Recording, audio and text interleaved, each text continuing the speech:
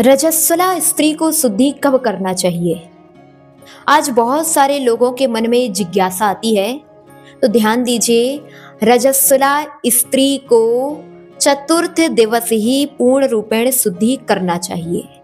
आज वर्तमान में अनेक अनेक महिलाएं जो इस प्रकार से चौथे दिन की अपेक्षा तीसरे दिन ही शुद्धि कर लेती हैं, उनके लिए एक तो बीमारियां भी होती हैं और अनेक प्रकार से उनके घर में नेगेटिव ऊर्जा आने लगती है। क्यों? क्योंकि आपने अशुद्धि का पालन नहीं किया। अशुद्धि में ही तीसरे दिन आपने घर की सारी सामग्रियों को स्पर्श किया है, उसके फल स्वरूप आपके घर में नेगेटिव ऊर्जा आएंगी। अतः जब भी स्त्री रजस्वला हो, तो आज अगर आप संध्या काल तक रजस्वला हो गए हैं तो ही आपका एक दिन गिना जाएगा। अगर अंधेरा हो गया तो आपका वह दिन नहीं गिना जाएगा, आपका दिन दूसरे दिन से ही गिना जाएगा और दूसरे दिन से ही पहला दिन मानना चाहिए। पहला दिन, दूसरा दिन, तीसरा दिन, और तीसरे दिन में भी सिर कभी भी नहीं धोना चाहिए और ना सिर धोकर के किसी भी सामग्री को छूना चाहिए।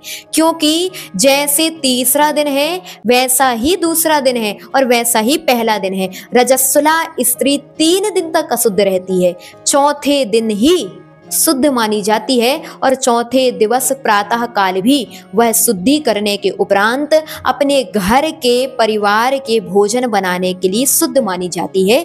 कई महिलाओं का प्रश्न होता है कि मंगलवार को, गुरुवार को सिर धोएं कि ना धोएं। ध्यान दीजिए, चाहे महिला हो चाहे पुरुष, उनके लिए तो सिर से ही स्नान करना चाहिए।